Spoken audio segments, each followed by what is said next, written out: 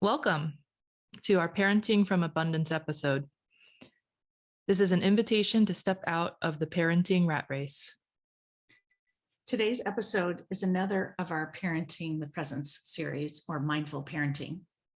And this episode came as a special request and out of a coaching request, a coaching session with a client who was struggling with some of this. And she was working through the college application process with her daughter. And for those of you who aren't there yet, you can only imagine how that feels. And those of you who are there will be struggling and being worried. And so we actually did a whole coaching session on this and some of the feelings that were coming up around it. And in particular, feelings that were coming up around other people talking about it. And so tapping into this idea of compare and despair that so many of us find ourselves struggling with in this context and in many other contexts. And also that these things often come up with dear friends, and that there are good things that come from conversations with dear friends and stress that comes from conversations with dear friends. And so today's episode, we will talk a bit about the stress and the pressure and the self-doubt that comes up. And when it comes up in parenting, it means even more and is even more impactful. And so today's podcast is dedicated to that conversation. Our intention is to name and be open and vulnerable in sharing about the common humanity of the parenting, in quotes, rat race. That it's true and a frequent fear of making a mistake as parents. And then it's our intention to offer tools on traversing parenting with mindfulness. We hope that you'll discover as a parent, you're not alone in this compare and despair mindset for yourself and your children, and that you can recognize our tendencies to want to do more or have our children do more as a part of this compare and despair mindset. For takeaways, we will offer some tools to help you recognize when you get sucked into that compare and despair mindset, and also tools to show up from a place of trust and abundance and groundedness for yourself and for your children. So to start with the story that led to this episode, and this story comes from a physician mom who has a child who's a junior on the East Coast, where the pressure and conversations about sending your kids to college are no joke. And the conversations, parents spend tons of money trying to make it all work out just right, and really coming from a place of scarcity, that there aren't enough places, and that if your child doesn't go to the right place, that something bad might happen. And just the what ifs and the catastrophizing and the self-doubt. And this process feeds very much into high achievers and all of our struggles and dilemmas. We all have scarcity. We all have self-doubt. We all tend to catastrophize, especially physicians. And so when it comes to people we love, our children, it tends to invoke a sense of just almost panic. And what was most interesting about this is that this physician has a group of old friends who also have children the exact same age, who are also applying, getting ready to apply to college. And one of these old friends is incredibly knowledgeable and has been researching this and has all the information and was very helpfully or / not helpfully sharing the information. And so these conversations, they would have these Zoom get-togethers with friends, and these conversations would inevitably come up. And inevitably, this woman would leave feeling anxious, stressed, self-doubt, scarcity, worry that she wasn't doing enough, when she would come into the conversation feeling very grounded in how she was approaching it and very aligned. And so a couple of things came up and a couple of learnings from this that I think will be valuable for others. The first one is actually flipping it on its head, and this idea that this woman who was triggering to her could be actually a great resource. And wasn't it fabulous that she had done all the research? And so this person didn't have to do the research themselves. And that this woman had had all the information and all the contacts and all of the things. And rather than thinking that you were behind the 8 ball and how come you didn't do this, and now your child might not have the right outcome, that wasn't it great that you knew someone who had done this, and you could take the learnings and from there just filter it as to what would be useful for you, what was in alignment, what was not in alignment. It's impossible to do that when you come from this place of scarcity, unkindness, shame, blame, guilt, which is our natural tendency as high achievers and women physicians in particular, if you happen to be one of those. And so I encourage you to approach those types of conversations with mindfulness and approach the whole process of parenting with mindfulness. And so the other thing that came up in this conversation and coaching session was the idea that we are all on our own journey, and that each of us is on our own journey, and each of our children is on their own journey. And so that what might be the right college for one won't be the right college for the other. And what might be the right approach for one is not going to be the right approach for the other. So there's no one size fits all. And when you come at it that way, what's my unique path? What's my child's unique path? What am I good at? What are they good at? What might we specifically need help in? There's a lot less drama and a lot less stress. And the scarcity sort of evaporates in that context, because it's really just about your child as an individual and you as an individual. And so when you are on your own journey and they are on their own journey, the compare and despair is not needed. And I will say, we've been talking about brainstorming future podcast episodes. And in this same conversation with the same client, we were talking about launching young adults, and I'm going to be doing an episode on that shortly. And also inviting my young adults to come and talk to us about what was helpful as parents. And so I'm currently visiting my son in San Diego. And I should actually say that Mi Cheng and I are recording today together, sitting next to each other for the first time ever. And that, so my son picked me up at the airport when I arrived, and I asked him this question: would he be willing to come on the podcast? And what would he say as to like the best thing parents could do and the worst thing parents could do? And I won't steal the thunder of the podcast, but it's perfectly relevant to this conversation, is that parents need to realize that all their kids are different and that they're all on different journeys, and that you need to honor who they are and what's right for them.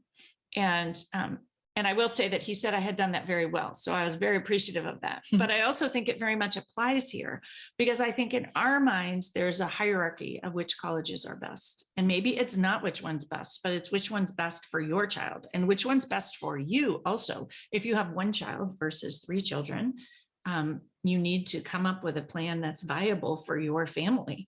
And so I offer that we are each on our own journey. We are the parents that we are, and our children are the children that they are, and that is the best place to start this journey from.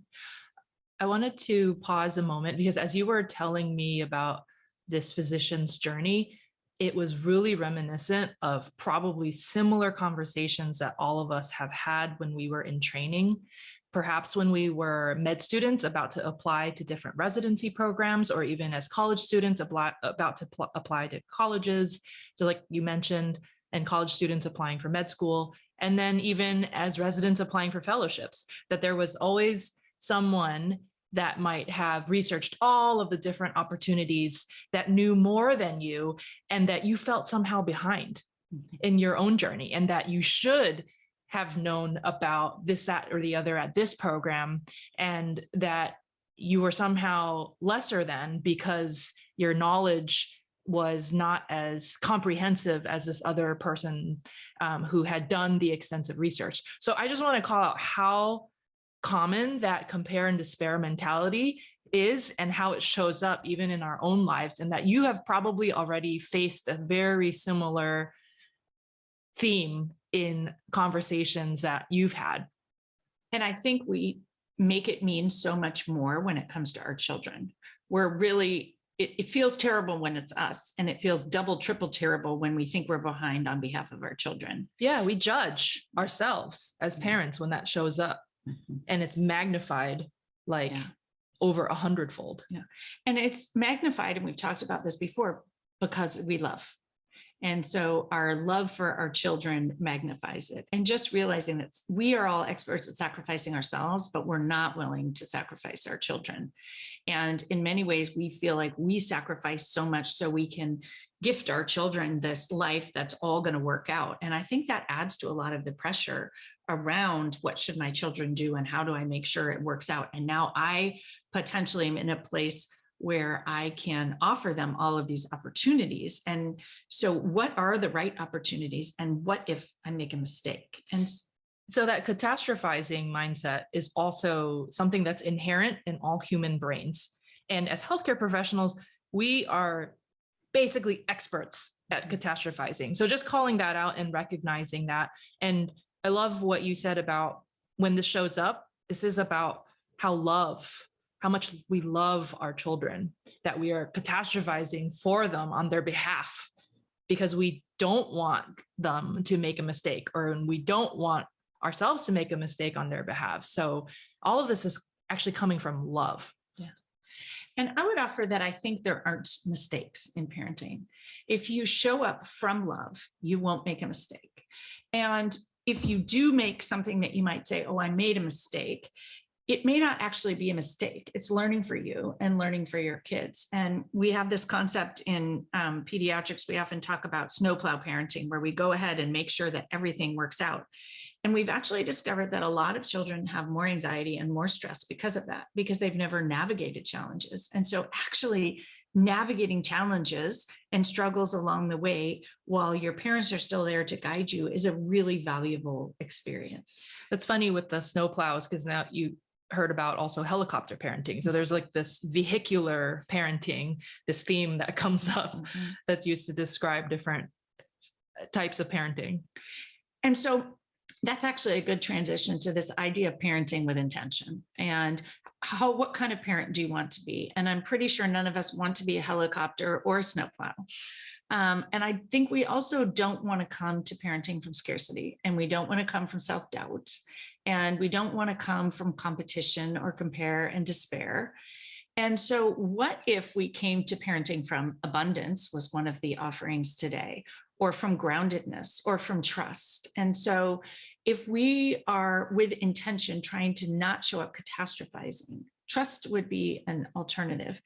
And maybe it's too big of a step to get there. We often say, okay, well, I'm going to be the trusting parent. And then we don't know how to do that. And so we just decide we failed. And then we go back into blame, shame, and guilt. But what if you're learning to trust? What if you're learning to show up from abundance? You're learning to let go of scarcity.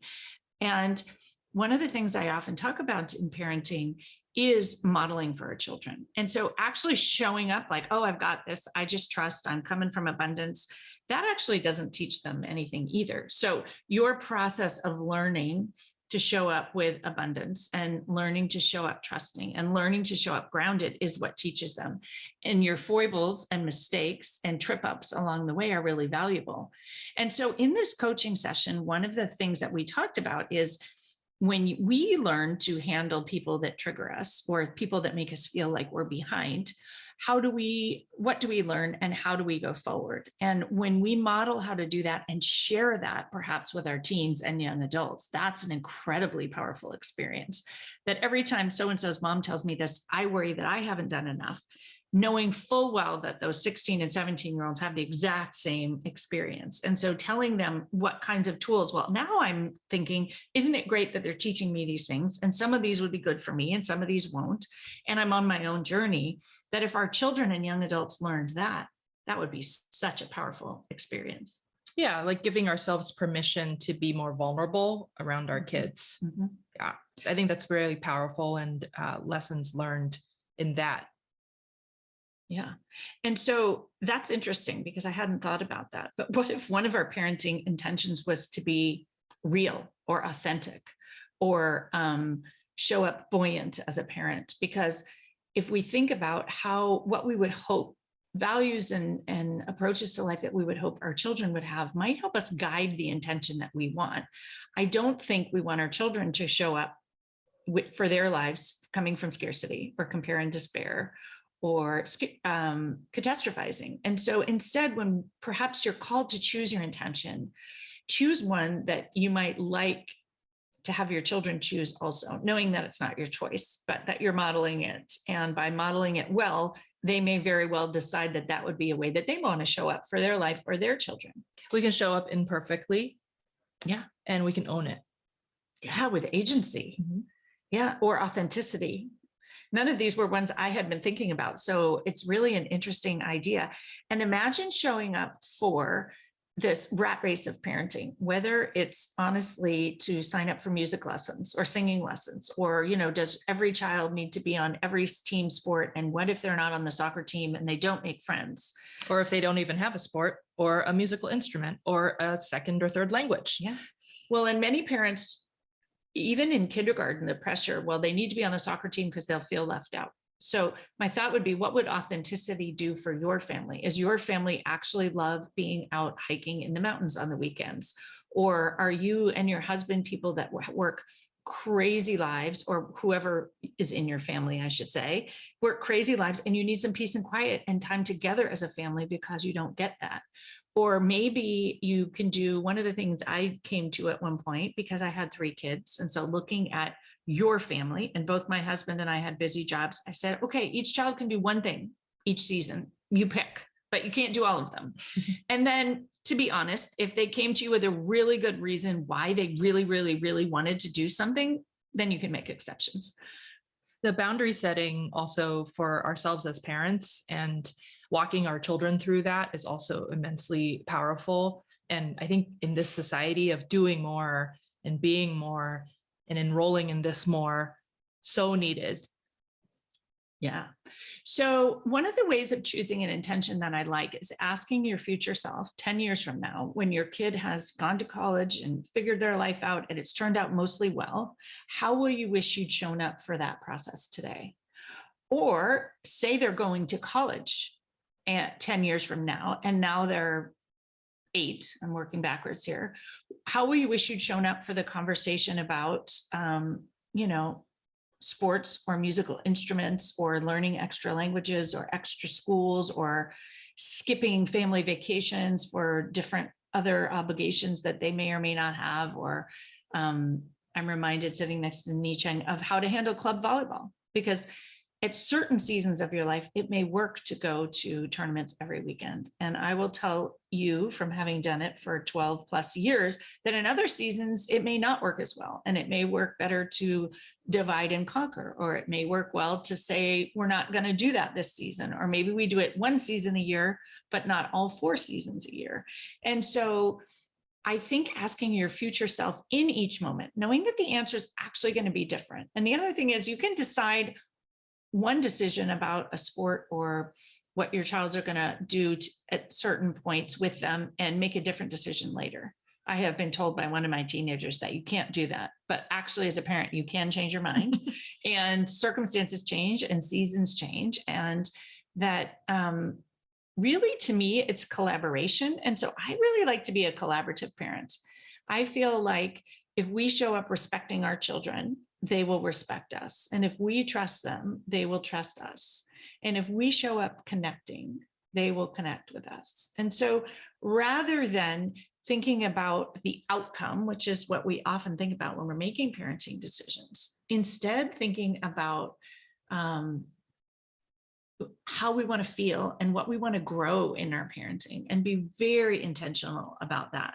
So for me, I always choose to come from love and connection and trust. Those are, respect is another one that, as my kids get older and older, I wish that I had done more of, not from a regretful standpoint, but from a like, oh, now I'm older and wiser. So if I respect them, they will respect me, and that will help us move forward in a way that feels really good as we transition to young adulthood. And I think that's true even for 5-year-olds. If we respect them as humans, they often know. And one of the things we talk about here is not listening to ourselves, but little kids know how to listen to themselves. So we don't want to teach them to unlisten to themselves. But even by this college stress time, applications, right? They've learned to unlisten. And that's where we start to look at all the other people in our world and say, well, they must know better than me, or they must know something I don't.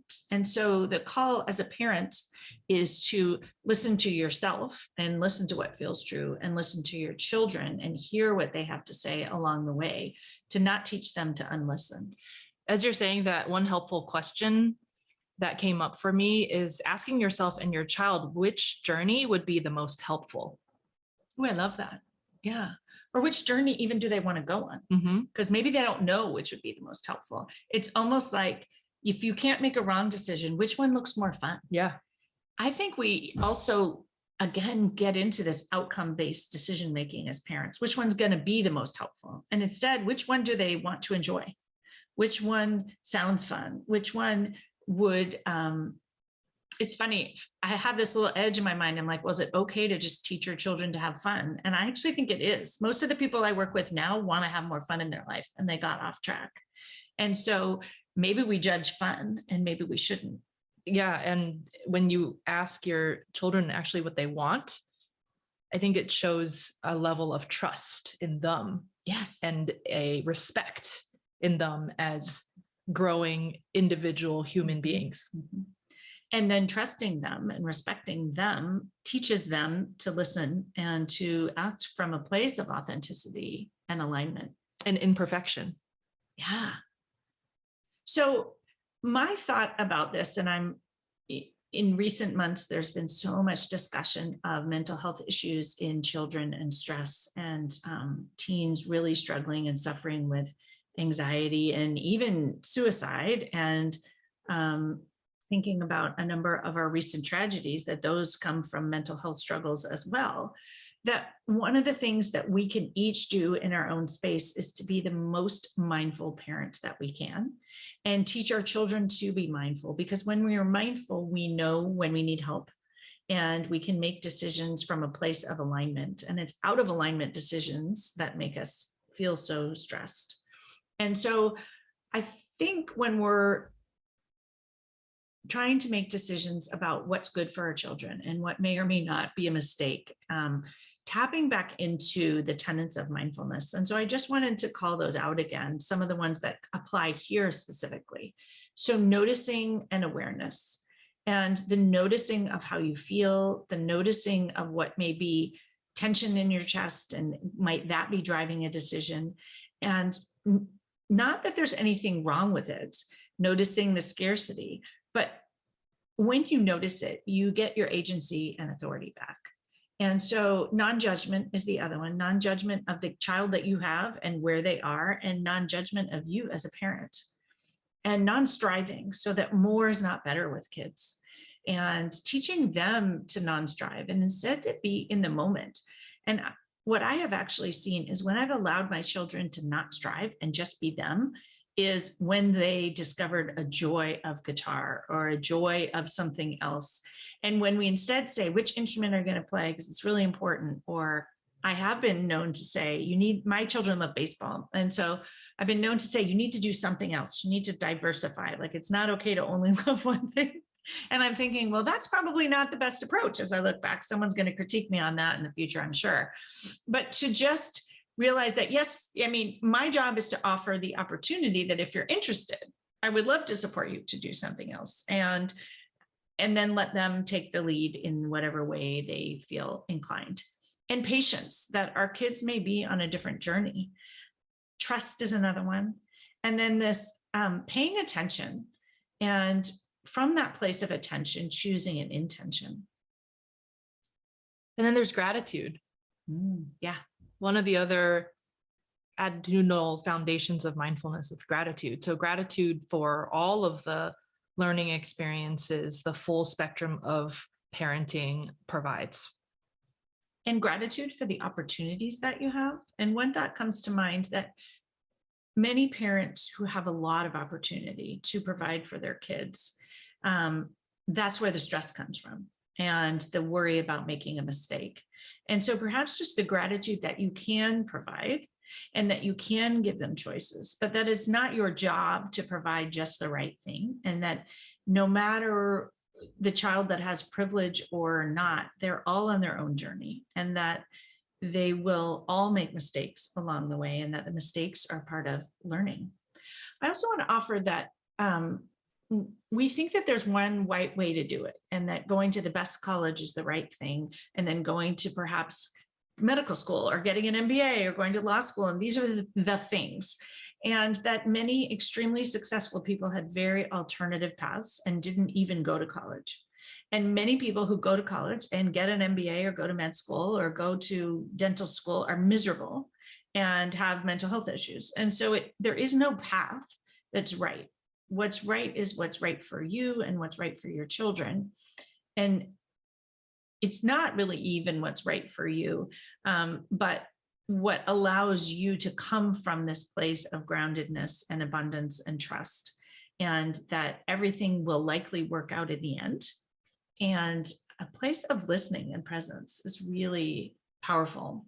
And as usual, we like to close our podcasts with reflection questions for you. Ask your future self how you wish you had shown up in this moment as a parent. What would love do? What would connection do? What would trusting in this process look like? What would presence do? Thank you so much for joining us for today's episode. If you appreciated the episode, please follow us, leave us stars and reviews, and share so that we might spread the ripple effects of mindfulness. And if you want help with parenting, reach out for coaching. It can be a game changer so that you can show up as the parent that you would like to be, and your children can watch you do it well and take learnings from that, and then show up as the best human that they can be and the best parent that they can be someday as well. Show up in person with Jesse and I at the Mindful Healers Connect in Nature retreat coming up in July.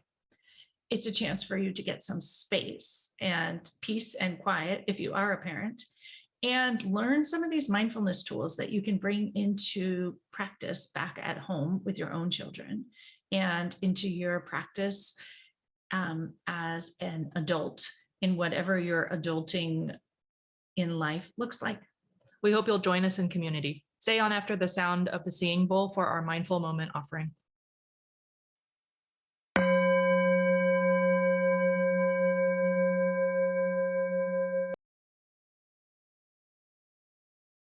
Welcome to today's mindful moment. A chance to pause and be with yourself and honor who you are and those you love. Taking a deep inhale in through your nose and an exhale through your mouth. Give yourself a moment to arrive. Arrive here in this moment, to settle and to pause. Take in another inhale and an exhale, let it go. And pause and be present here with yourself, wherever you may find yourself.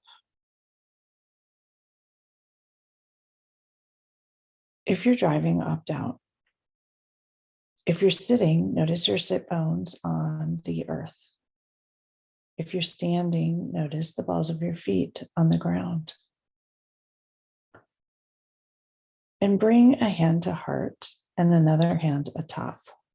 Press in gently into the heart space, sending yourself some compassion and kindness. And take in an inhale. And an exhale, let it go. And allow whatever feelings happen to be circulating through you to circulate, whatever they might be today in this moment. Are they sadness? Are they worry? Are they hope? Are they neutral?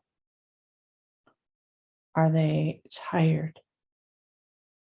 Are they overwhelmed? Whatever they might be, let them circulate. Let them float through you, not making them need to go away, just letting them be.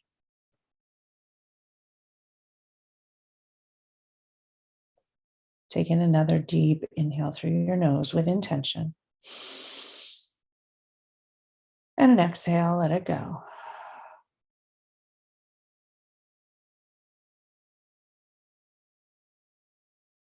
And pause and notice.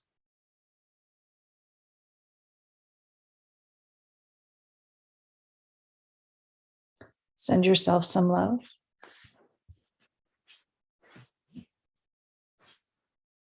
Send those you love some love.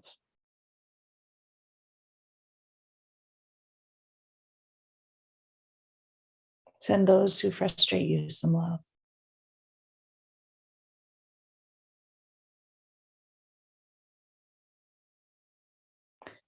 Give yourself another few moments here just to be, just to rest. Nothing to do, nothing to fix, nothing to worry about. Just to pause, to be present with it all in this moment.